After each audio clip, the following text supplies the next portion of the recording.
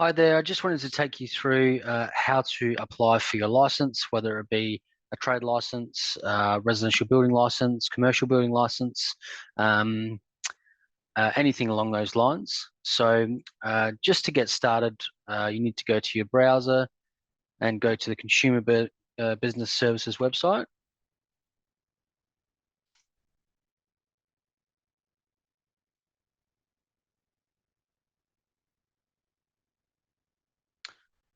Now, once you're on the main page, you need to go to Work and Business Licenses. Just click that. When you're on there, we want to scroll down and click Building Work Contractors License. Now, this is going to be if you're applying for a contractor's license and a supervisor registration within the one application.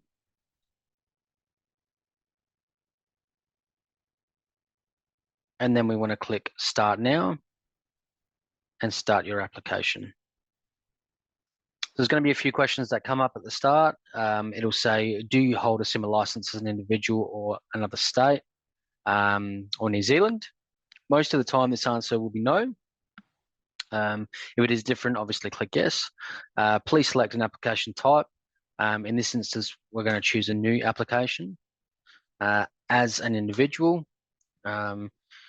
just a note here, if you are a proprietary limited company, then you will need to do 2 applications and separate your supervisor and contractor's license. But in this case, we'll apply together. Do we intend to contract to the public and or subcontract to other licensed contractors and personally perform and or supervise the building work? That's yes, so we want to click the top one. If you were going for just a supervisor's registration, then you'd choose the middle one, which is personally perform and or supervise the building work as an employee. And if you were going to be the contractor and then nominate a supervisor to your license, then you choose option number 3. In this screen, we're going to choose what license condition we're applying for. So for today's example, we'll go for residential building work.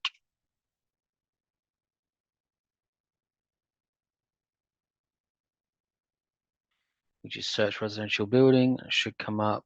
I'm going to go for class 1 and 10, not exceeding 2-story.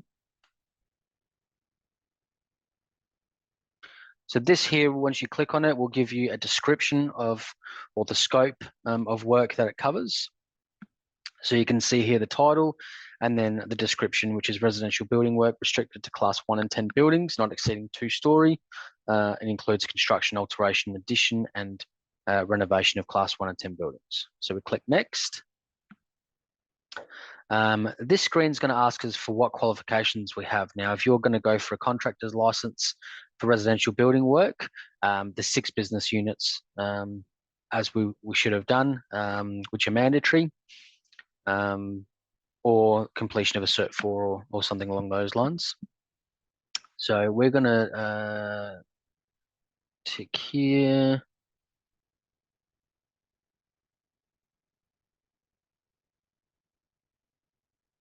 Cert 4.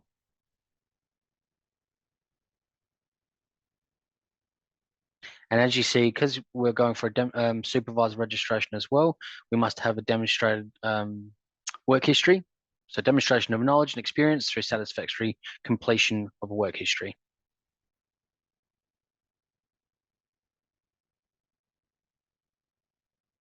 If there is any other conditions that you want to apply for, then it'd just be a matter of searching up the top there and then adding those conditions as well. If we scroll down on this page, you'll see now residential building work is in there as a contractor and also for a supervisor registration as well. So you got them both there. Business qualifications. So we want to go down here and Cert 4 in building. So we'll click this one. So it's just a matter of finding the relevant qualifications that you've done. If you've just done the mandatory business units, then you can click the top one.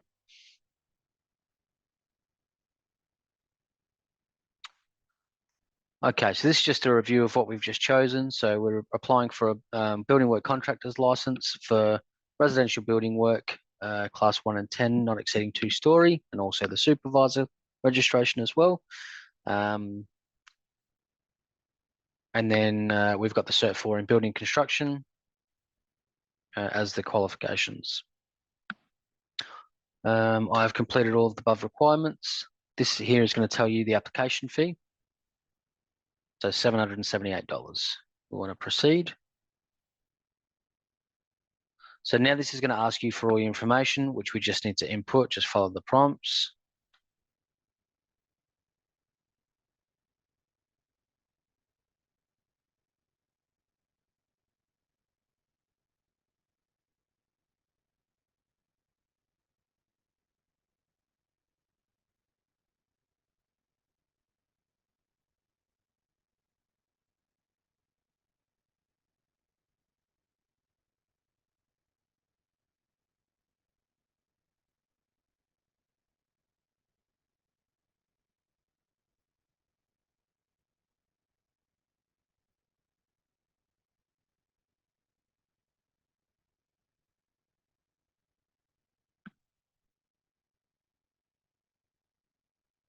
Okay, so next one, would you like to receive licensing information, including all license renewals, reminders, and final notices by email?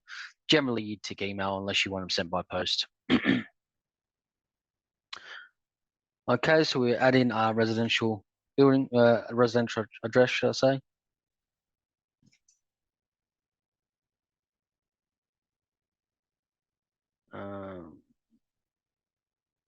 Then, yep. So should pre-fill your address details, and then service address. If it's the same, then you want to just click this button here, and it will pre-fill the one below. If it's different, obviously type it in. Do you intend to operate in a partnership? In this case, it's no. Are you currently suspended or disqualified from practicing or carrying on an occupation? This one is no. Are you currently insolvent? Which is no. Obviously, if these answers are different for you, then click the appropriate answer. In director of a body corporate that was wound up for the benefit of creditors? No. No. Do any of the following situations apply to you? So have a read through these and see if they apply to you. If you've done a previous application where you've submitted a national police clearance to CBS, then you can pop that in there. Or if you have or already hold a license, a restricted builder's license in any way, so that could be like a trade license, then you can pop that in there as well. Have you been ever convicted of an offence, or do you have any charges pending? In this case, no. If you do, that's fine. You just have to list what they were, and then you'll have a national police clearance, which will need to be attached to the application anyway, and they'll review that, but shouldn't be an issue. Now, the financial guideline to qualify for your license type is that you have a minimum of $10,000 in net tangible assets. Do you have this amount of net assets? And most people will do if you work out, your tools and vehicles and all that sort of stuff that comes along with that. And you will need to have that to proceed with the application. Now, this bottom one here, will you be trading under a business name registered with ASIC? So that's if you've attached a business name to your ABN. Doesn't include a company. So if you are a company, then that doesn't apply to you. But if you have registered a business name to your ABN, your personal ABN, then you tick yes. If you tick yes, it'll ask you to pop it in or pre-populate. Otherwise, you just tick no. And then down the bottom, I can confirm I'll be able to attend a technical interview in person at the CBS office. So most of the time you'd want to do that. If there is a reason that you can't, then obviously you'd choose the other option there. And this last one is if you want to nominate anyone else to deal with your application apart from yourself, then you can put their details in. Otherwise, you just want to tick no. Acknowledgement, so we want to click that we acknowledge all the information is correct, and then we want to preview. So that'll go through your preview page about all the information we've just entered in. Just read through that and make sure it's all correct and before you proceed. Now, this one down the bottom here is that you wish to lodge my application electronically, which is always the easiest and best way to do it. Looks like it's the only way now. So proceed with electronic lodgement.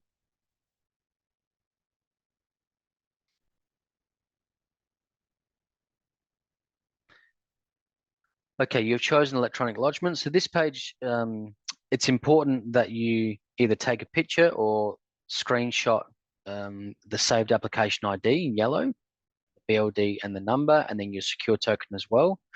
This is important. If you get halfway through your application, you need to save it and get out of it, then you can log back in down the track.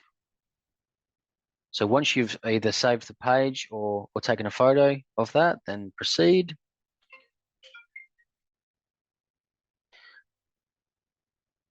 This page is going to ask you to submit a copy of your driver's license and also a passport style ID photo.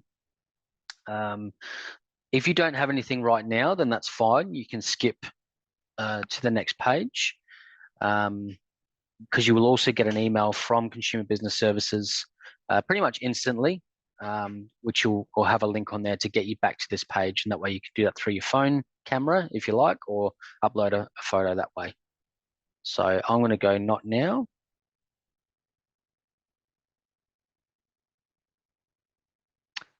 And that brings us to the portal. So here, if you look at this bit over here, is your online application. So if we were to click view, that's going to come up with all the information we just popped into the system, what license we're applying for, what qualifications we've got, and all the answers to our questions. So if I just come out of that. Down here on the bottom left, this is where we're going to upload all of our documents. So you're going to need your, in my case, from what I've chosen, my Cert 4 certificate and also the transcripts that come along with that. If you've done the business units, just the mandatory business units, then you're going to need to upload your statement of attainment. So by doing that, you want to click the document type. That would be a qualification. And then you choose, if you click choose file, it's going to take you to your documents page. And you can choose your file. So you need to upload your course certificates or statement of attainments. Also going to need to upload your national police clearance. Now that needs to be done within the last 12 months. So if that's not the case, then you'll need to apply for a national police clearance, a new one. And then you can upload any other qualifications relating to your license application as well.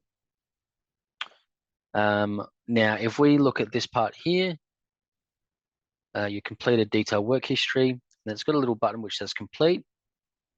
Now we'll need to click on that.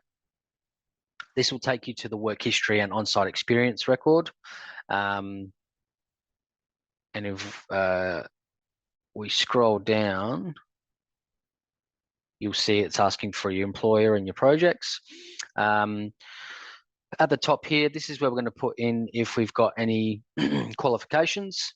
So to be, you know, if you've got a certificate for or anything like that you want to pop in there. And then you can add as many as you like by add another. If we scroll down, it's going to go to your employment history. So that's where you want to put your employers. If I flick screens, I'll take you to one that I've previously filled out.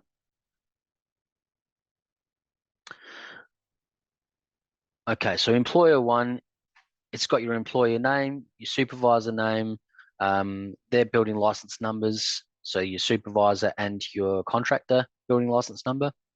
You need to put in what your position is for that employer. So in this case, it was carpenter / builder, and the dates that you worked for them. Core duties, so carpentry and building work under technical direction. Obviously, this is going to change depending on who's filling out the application and what the situation was. Employee number 2, same thing. In this case, we've put down that we're a trainee supervisor. So The position has changed a little there. And then for residential building work, they're going to ask you for 5 projects that you've worked on from start to finish. And this is where you put your project. So you got project 1. Now I've pre-filled this, but after project 1, there will be a blue button which says add another. So you need to click that. If I go back to this page here.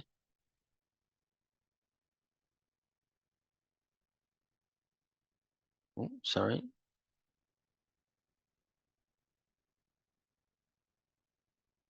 You can see the add another button just there. So project 2, project 3, 4, and 5.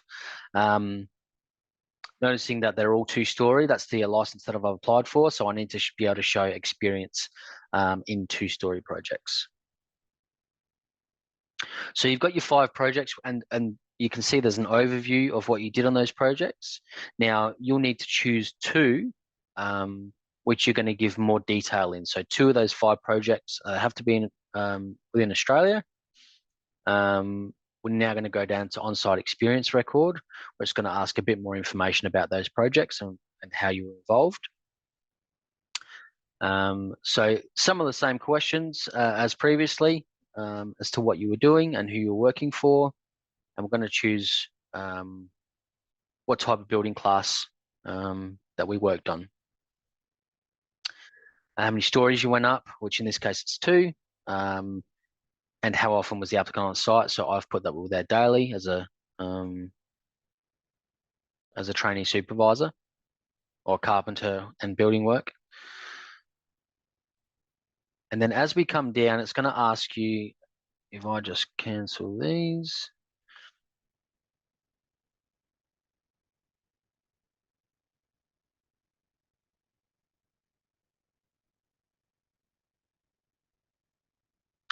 So this is what it's going to look like initially. So you need to click out, what you've had experience in within that project. And as you click on it, it will come up with a text box, and you need to put a description there about what you did relating to that part of the building work. As we go down, if you had experience through the whole build, you should be able to fill in each one.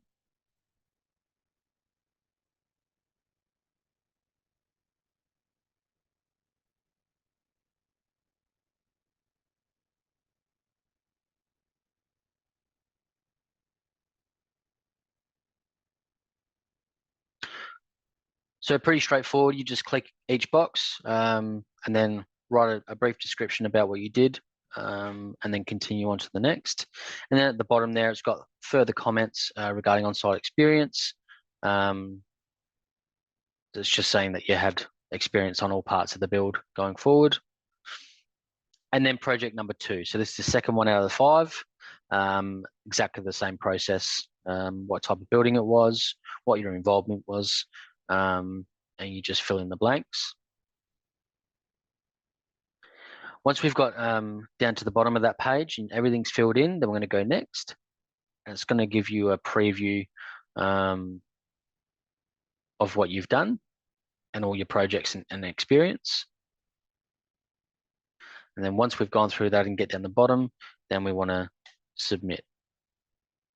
So you can see now when we go back to the portal, it's completed detailed work history with a tick next to it. And it's already applied it to the other side as part of your application. So all we need now is the additional attachments, which we're going to upload from our computer, which is going to be your national police clearance, your qualifications, so that's your course qualifications, whatever that may be, certificates and transcripts. Now, there's another thing that you're going to need with residential building work, which is your eligibility for indemnity insurance. So that's something that you get through QBE. It's an approval you get for your eligibility. And then once you actually start contracting, then you can look to apply per project. If you need help with that, then you can contact Master Builders Insurance Brokers, and they can assist with that application for you. So once everything's uploaded, then what you're going to do is, if I go, this red box is going to disappear and it will say proceed to lodgement. And then once you click that, you'll get a box which says that CBS has received it and they'll be assessing your application. From that point onwards, you should receive a response from CBS.